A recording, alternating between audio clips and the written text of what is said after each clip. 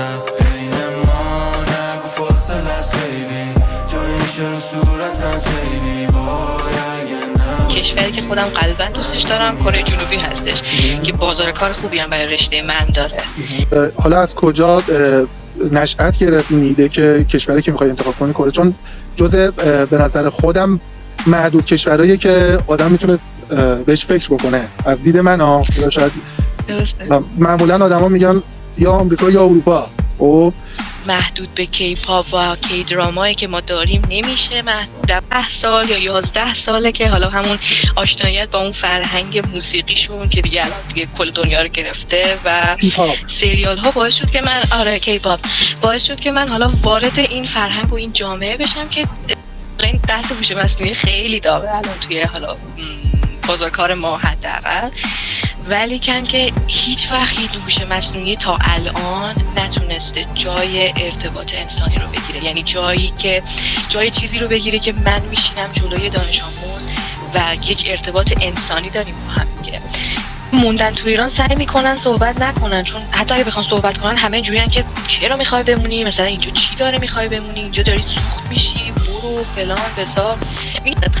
بخیل‌تر از این حرفاست. یعنی واقعا همه به فکر مهاجرتن و یه جوری که برن فقط، یعنی اصلا مهم نیست چه جوری برن. من ندیدم کسی بگه من میخوام بمونم، و اگر کسی بخواد واقعا بمونه اصلا این طرز فکر رو بیان نمیکنه، چون انقدر یه ذره انگار یه فاز منفی، یه وایب منفی وجود داره راجع به این موندنه. انگار اون رفتن خیلی بهتر شده. کسی که میخواد بره کار درست رو داره انجام میده، کسی که میخواد بمونه کار اشتباهی رو داره انجام میده. به خاطر بمونی برگرد، یعنی راه برگشت برای مهاجرت همیشه بازه، مگر اینکه از راههای خیلی بدش بخوای مهاجرت کنی که من چرا فکر کردم میگن سفر چرا بمانو پس بگیر. خیلی جمله عمیقی هم هست، یعنی باید بشین فکر کنی راجبش، ولی خیلی خیلی هزینه سنگینی داره این پس گرفتنه و خیلی نمیخوان هزینه سنگینش رو بپردازن. و اگر شرایط ساختن وجود داشته باشه، شرایط رشد کردن تو جامعه وجود داشته باشه.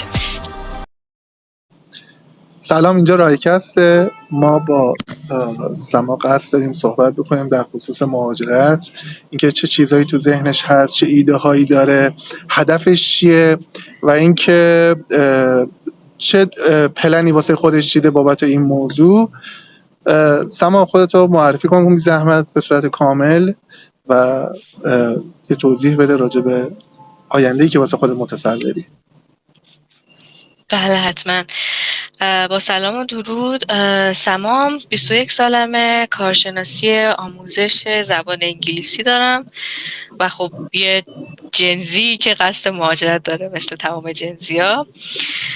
و اینکه میخوام کار خودم، رشته خودم رو توی کشور دیگه اگه بشه گسترش بدم، رشدش بدم. خب کشوری که انتخاب کردی مشخصه؟ یعنی برنامه‌ای داری بابا؟ فکرامو خیلی وقت کردم ولی خب میدونین با توجه به حرف اطرافیان هی جابجا میشه، ولی کشوری که خودم قلباً دوستش دارم کره جنوبی هستش که بازار کار خوبی هم برای رشته من داره که میخوام برم بازار کارشم، حالا وارد بازار کارش بشم، بتونم کار کنم اونجا و زندگی درست کنم. خب تو رشته زبان انگلیسیه، بعد از اون زبان کره‌ای خیلی فرق دارن. من فیلم کره‌ای خیلی دیدم، یعنی هیچی نمیفهمم ازش، هیچی. حالا من نمیدونم چجوری می‌خوای بری اونجا ارتباط بگیری.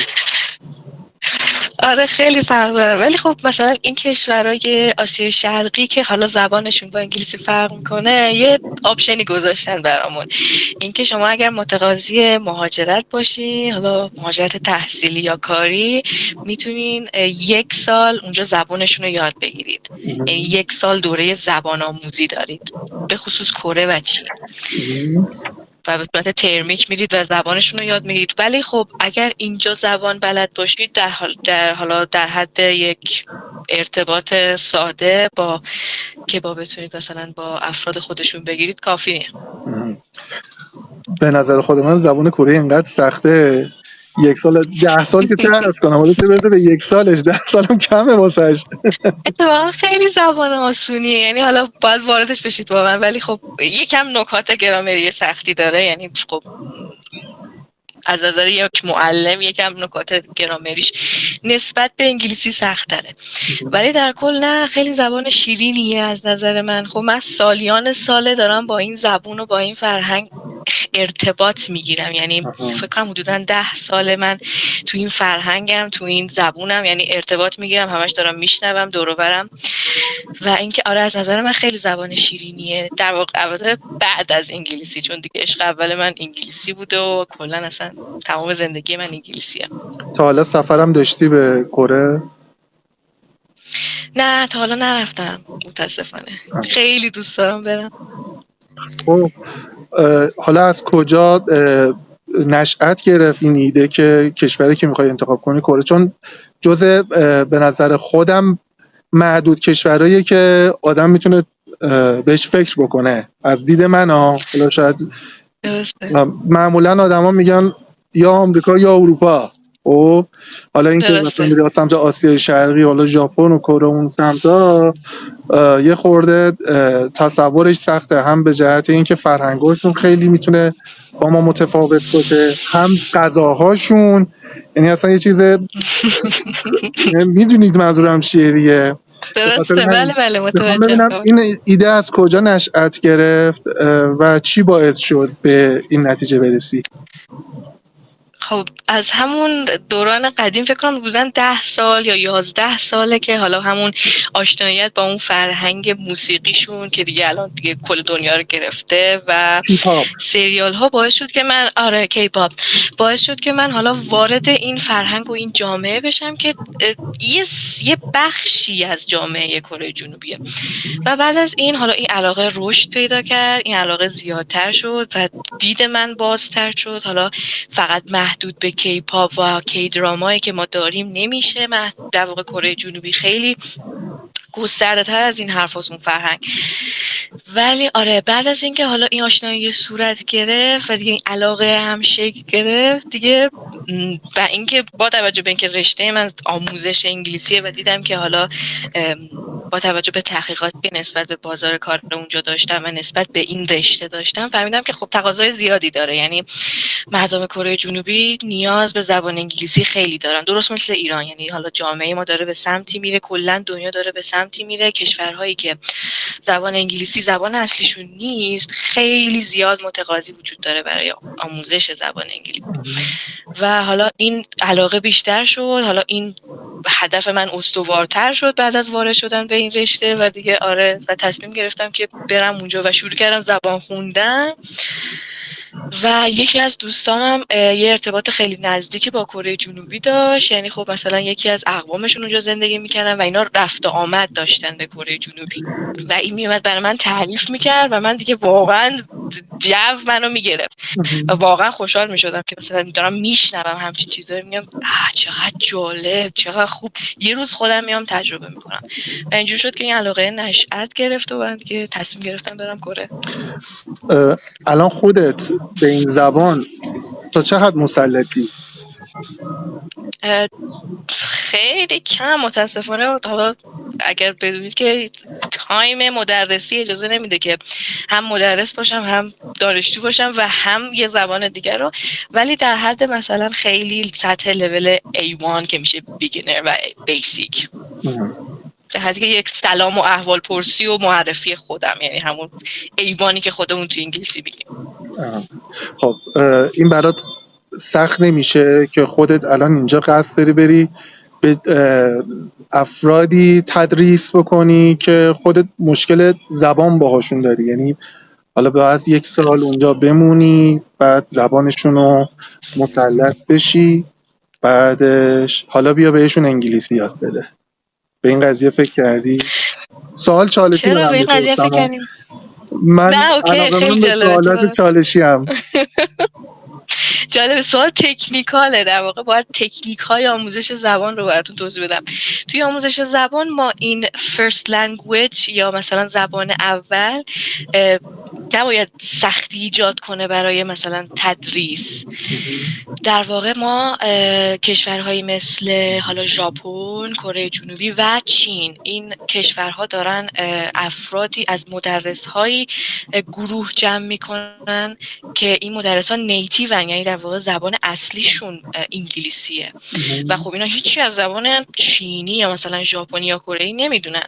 توی کلاس ها کاملا انگلیسی صحبت میشه، یعنی حالا شما نیازی نداری که مثلا با زبان اول اونها صحبت کنید. سعی میشه که کمتر از اون زبان اول اتفاقا استفاده بشه که بتونیم اون کاربرد زبان انگلیسی رو بیشتر سر کلاس داشته باشیم، چون کشورهایی که زبان اصلیشون حالا انگلیسی نیست یا مثلا زبان دومشون انگلیسی نیست، توی کوچه خیابون دانش آموزا با زبان انگلیسی مواجهه ندارن. اصلی یادگیری یه زبان اینه که شما مواجهتون با یک زبان زیاد باشه، یعنی شما بشنوید، استفاده کنید ازش. توی کشورهایی که زبان اصلیشون انگلیسی نیست، خب ما اینو خیلی کم داریم، فقط سر کلاس، و اونم مثلا 2 روز در هفته یا 3 روز، نهایتا 3 روز در هفته سر کلاس داریم. به خاطر همین سعی می‌کنیم که ماکسیمم حد انگلیسی رو داشته باشیم و بچه‌ها هم انگلیسی به ما جواب بدن، ما به انگلیسی باشون صحبت کنیم که این اکسپوژر به اصطلاح که ما توی به اصطلاح اکسپوژر شکل بگیره.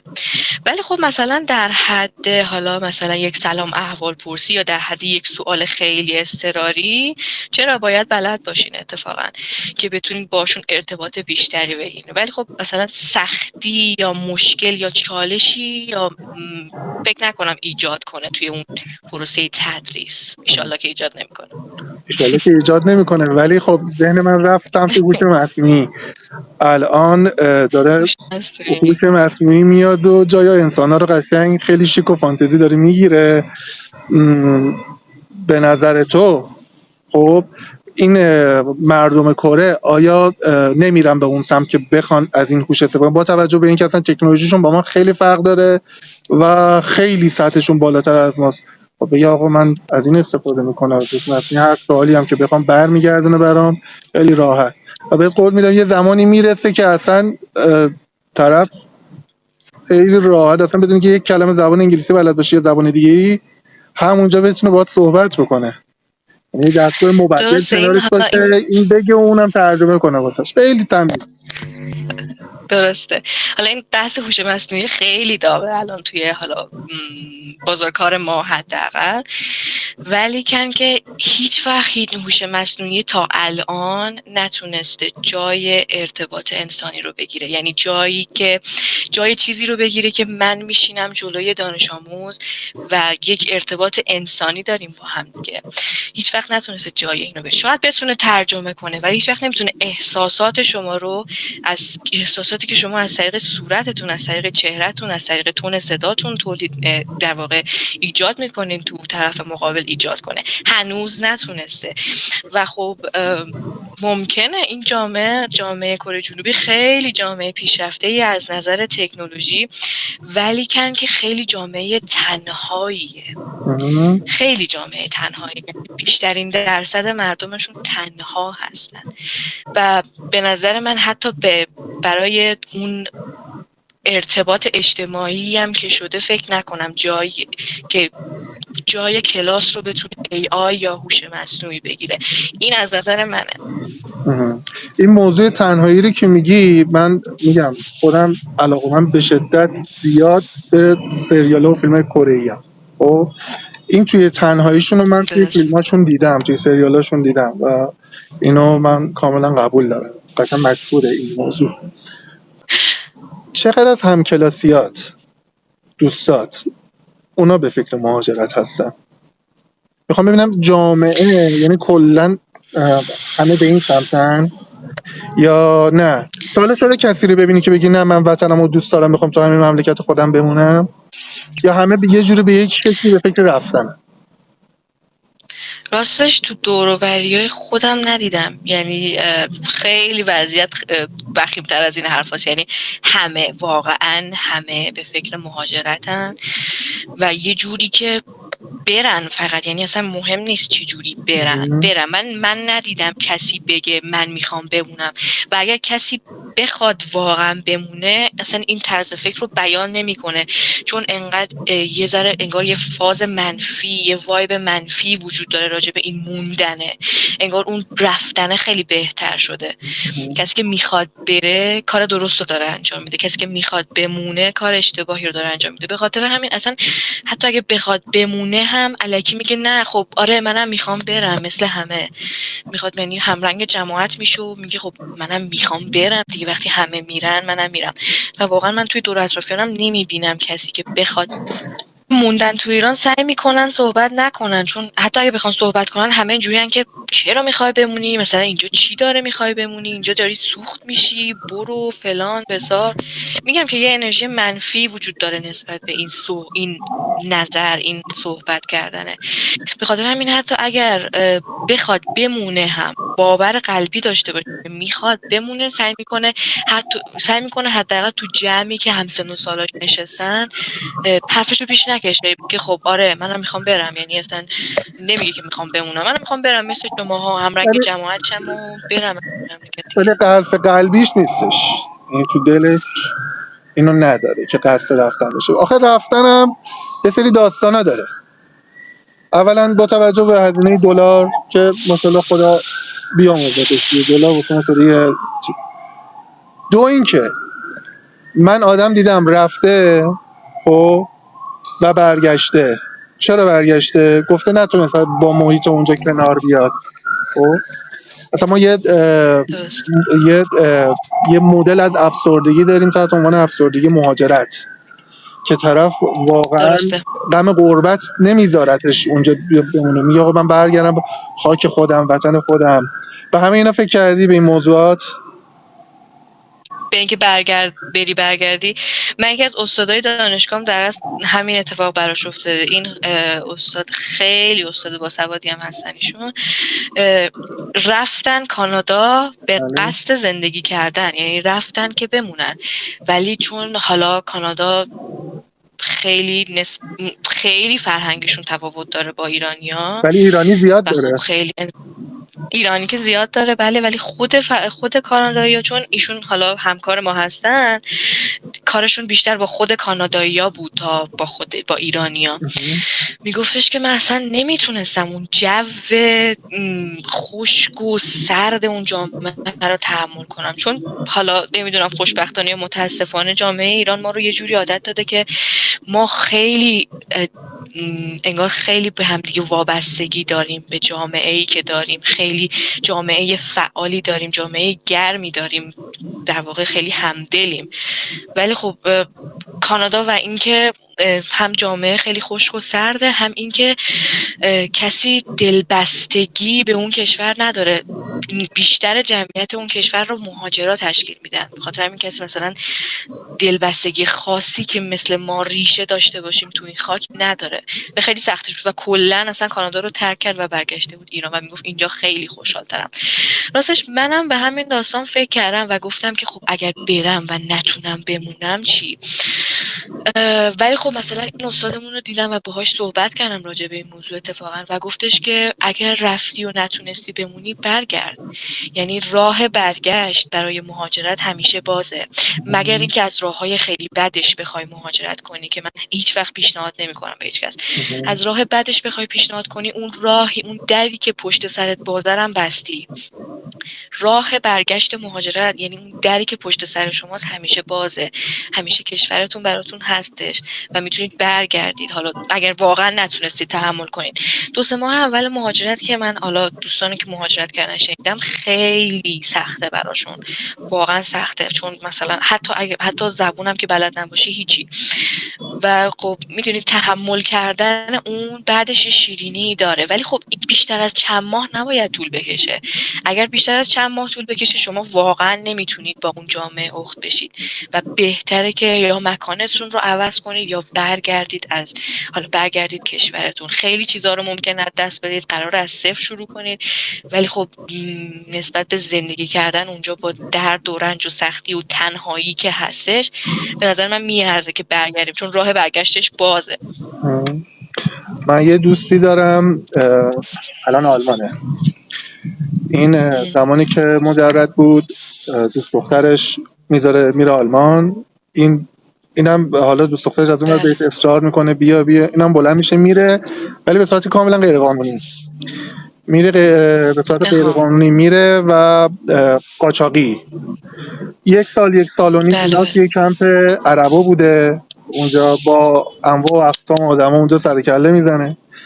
بعد یواش خیلی یواش سخته تونست مدلی. خودش رو از اون وضعیت در بیاره. البته این آدم به شدت آدم سخت‌پوستیه من این آدمو میشناسم. مهم. میخوام بگم که درسته. ظرفیت آدما فرق میکنه. خب یه آدمی هست مثل دوست درسته. من که اون همه شرایط سخت رو تحمل کرد، خب به صورت غیر قانونی رفت به خاطر اون هدفش و به هدفش رسید. بعضیا نه، میگن که حالا ما میریم یه ترایی میکنیم، یه سعی میکنیم، میریم میبینیم چه جوریه، 2 3 ماهه 4 ماهه اگه شد برمیگردیم، اگه نشد که همونجا ادامه میدیم. درسته. همین به اگر هدف که خیلی قصد بستگی داره، یعنی شما هدفه. حرف من هدف اگه اینه داشته باشی آره. حرف من اینه میگم اگه قصد رفتن هست، خب آدم باید کاملا یعنی چون جاپای خیلی بزرگیه، خیلی بزرگه. آفرین. نظر پدر مادر،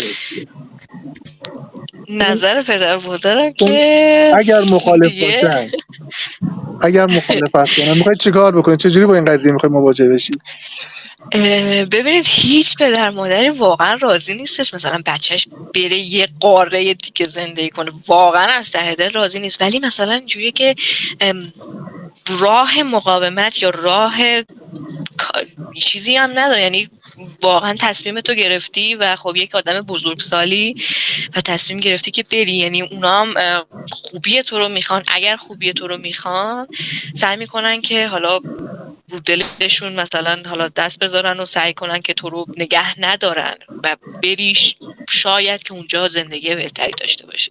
چون خودشون هم وضعیت جامعه رو میبینن به چشم و دارن حس میکنن، چندین سال بیشتر از ما زندگی کردن تو این کشور. واقعا هیچ پدر مادری راضی نیست، واقعا راضی نیست که بچهش مثلا بره یه قاره دیگه، اصلا 3 تا تایملاین با هم دیگه، تایم زون با هم دیگه فرق داشته باشین. ولی خب چاره ای نیست، خیلی‌ها تصمیمشون رو میگیرن و خب پدر مادر مثلا نمیتونه نگه داره بچه رو دیگه، برای چی مثلا اجازه نداره نگه داره. اگر خیرش رو میخواد میگه که خب برو، شاید زندگیت اونجا خیلی بهتر شد.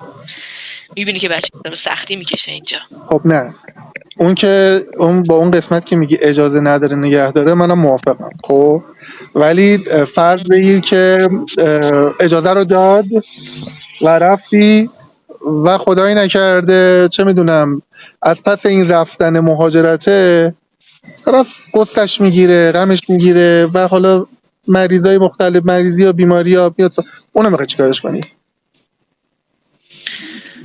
دیگه واقعا به هر کسی بستگی داره، یعنی اگر تو این راه بزرگ رو انتخاب کردی و میخوای ادامش بدی، تو این راه بزرگ خیلی سختی ها وجود داره و کسی باید وارد پروسه مهاجرت بشه که با این سختی ها آشنا باشه، که بدون اصلا تنهایی زندگی کردن.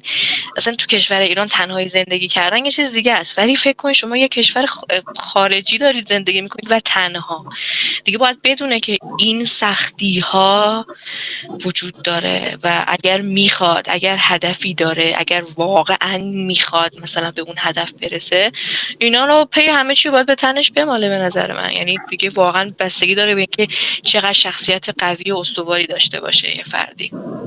یه جمله هست فکر کنم شنیدی، یه جمله هست که فکر میکنم شنیدی، میگه سفر چرا بمان و پس بگیر. شنیدی اینو؟ بله بهش فکر نکردی؟ بله. بهش فکر نکردی؟ راستش چرا فکر کردم میگن سفر چرا بمان و پس بگیر. خیلی جمله عمیقی هم هست، یعنی باید بشینی فکر کنی راجبش. ولی خیلیا این خیلی هزینه سنگینی داره این پس گرفتنه و خیلیا نمیخوان هزینه سنگینشو بپردازن و میخوان که یه زندگی بهتر داشته باشن، یه جای دیگه خیلی راحت‌تر میتونن یه زندگی بهتر داشته باشن. و به نظر منم ممکنه هزینه هایی که برای موندن و پس گرفتن مجبوری بدی خیلی سنگین تر از هزینه هایی باشه که برای یه مهاجرت خواهی داد. به خاطر همین خیلی انتخاب میکنن که نمونن، برن. چرا من باید پس بگیرم، بقیه که موندن پس بگیرن، من میخوام برم. خیلی ها این تفکر رو دارن. بچه ها میگن این خودخواهی نیست. چی؟ میگن بچه ها میگن این خودخواهی نیست. خودخواهی ببینید خودخواهی که نمیشه اسمشو گذاشت خودخواهی. هر آدمی دوست داره خودش زندگیش خوب باشه، یعنی واقعا نمیبینه زندگی بقیه رو نمیبینه. خیلی از افراد اینجور هستن که این شکلی هن. خودخواهی نیست به نظر من، خودخواهی نیست، نه، رفته زندگی خودش رو بسازه. یعنی این در واقع داره لطف میکنه به خودش به نظر من. همه برن پس کی مملکت رو بسازه؟ ببین آخه همه نمیخوان برن، یعنی خیلی ها هستن که موندن، خیلی ها با عشق موندن، خیلی هم با عشق مثل استاد خودم برگشت، یعنی با عشق به ایران برگشت که برگرده همینجا کارشو ادامه بده. و خیلی ها موندن برای ساختن، ولی اگر شرایط ساختن وجود داشته باشه، شرایط رشد کردن تو جامعه وجود داشته باشه، چرا میرن؟ چون تو این جامعه وقتی به یه حدی میرسی انگار دیگه رشد تموم میشه، تو نمیتونی رشد کنی هر چقدر تلاش کنی، مگر اینکه چقدر پشت کار داشته باشی و چقدر سرمایه داشته باشی. ولی مثلا تو جامعه های دیگه این راه رشد کردن هم هموارتره، هم زودتر به اون رشد میرسی، به اون رشد اجتماعی، به اون سطح اجتماعی که بخوای میرسی. و کسانی که به نظر من توی سالهای قبل به اون رشد اجتماعی رسیدن و خب به نسل ما این رشد اجتماعی خیلی کم شد، یعنی بچه‌ها دیگه نمیتونن واقعا، یعنی جای پیشرفت وجود نداره. اون نسل قدیم که به اون پیشرفت رسیدن اونا موندن، آره، و موندن، البته خیلی هاشون هم رفتن، ولی چون دیگه جای پیشرفتی وجود نداره به نظر من خیلی سخت‌تر میشه. به نظر خودت شما دنبال یه پیشرفت و در پس این پیشرفت یه آرامشی هستی دیگه، درست میگم؟ درست. خودت فکر میکنی که کره جنوبی این شرایط رو برات فراهم میکنه؟ شرایط آرامش خاطر و مثلا پیشرفت و به نظر من بله، برام ممکنه اون آرامش خاطره رو برام ایجاد کنه با اون پیشرفت و اون مرتبه اجتماعی که ممکنه بتونم اونجا به دست بیارم، اون رشدی که ممکنه اونجا داشته باشم میتونه برام اون آرامش خاطره رو بیاره، تا اینکه اینجا انقدر در تاکاپو باشم و تهش هیچی به هیچی. یعنی این جمله رو خیلی از جوونا شنیدین به نظرم که تهش چی؟ تهش هیچی، این همه دویدم تهش هیچی. خب الان خودت کجا مشغول به کاری؟ یه مؤسسه خصوصی مدرسه زبان ایران استرالیا من کار میکنم و خیلی هم خوشحالم، خیلی هم راضیم. خیلی گروه حرفه‌ای داریم، در کنار همدیگه همکارامون همه حرفه‌این، در کنار همدیگه کار میکنیم، رشد میکنیم. و حالا چون وارد این جامعه شدم این یه ذره دودلیم برام به وجود اومد که واقعا میخوام برم، چون الان که مثلا به این ثبات شغلی رسیدم اینجوریم که واقعا میخوام برم، چون اینجا یه ثبات شغلی دارم، ولی بازم انگار داره زورش میچربه دیگه، یعنی که خب یه ذره از این بهتره واقعا. خب برای مهاجرت به کره چه اقداماتی نیازه که انجام بدی؟ اینم یه توضیح بده واسه دوستان. خب ببین مهاجرت ها که خب مدل های مختلف داره، تحصیلی، کاری یا مثلا حالا بورسیه. من تصمیم داشتم که با بورسیه وارد بشم، در واقع تحصیلی ولی با بورسیه فول فاند، که در واقع این یک حالا پیش زمینه هایی داره دیگه، نمرات بالا داخل دانشگاه و اینکه خب شاگرد ممتاز باشی، این خیلی مهمه برای اون بورسیه، و اینکه زبانت تا یه حدی باشه، ولی خب این یه چیز ضروری نیست زبان، چون همونطور که گفتم میتونن 1 سال براتون کورس بذارن و بعد شما وارد دانشگاه میشید.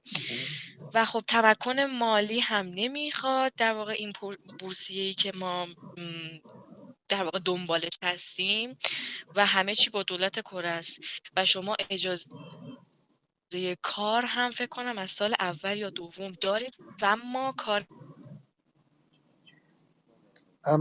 پاره وقت، اما شما اجازه کار تمام وقت توی این کشورها ندارین اگر به عنوان یک دانشجو وارد بشید، اگر با مهاجرت تحصیلی وارد بشید. اگر با بورسیه که وارد بشید شما یه فاندی دارید که هر ماه واریز میشه، ماهی ماهیانه واریز میشه به حسابتون و اون هزینه زندگیه. ولی اگر بخواید کار انجام بدید شما تمام وقت نمیتونید کار کنید، باید پاره وقت باشه. یه مقدار ساعتی رو در هفته یا در ماه براتون مشخص میکنن و اگر بیشتر از اون ساعت شما کار انجام بدید در واقع دارید کار غیر قانونی انجام بدید و ممکنه باهاتون در واقع قانونی برخورد بشه. حرف نهاییت، حرفی که دلیه و به نظر خودت که حالا دوست داری که بقیه هم بشنون، اونو میتونی بگی به ما در رابطه با همین من موضوع؟ خیلی به من خیلی به قدرت امید باور دارم، چون امید خیلی چیز قویه که تو انسان ها هست. مثلا همین هوش مصنوعی هیچ وقت نمیتونه یک آدم امیدوار باشه، یک آدم امید دهنده باشه. امیدی که آدم ها دارن خیلی یه اسلحه هست انگار براشون که وایساده و داره ازشون محافظت میکنه در برابر همه چی.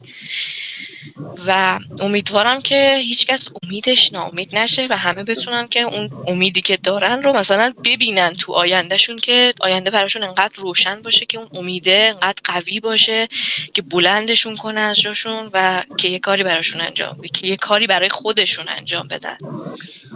همین. بسیار خوب. اما از این که من باهات صحبت کردم خیلی خوشحالم و لذت بردم. انشالله که بتونیم مجددا باهات مکالمه داشته باشیم، حالا راجع به موضوعات مختلف بیشتر ببینیمت. انشالله. زنده باشی. انشالله. خیلی خوشحال شدم. واقعا لذت بردم. سلامت باشین. خدا نگهدار. خواهش میکنم. زنده باشین. خدا نگهدارتون.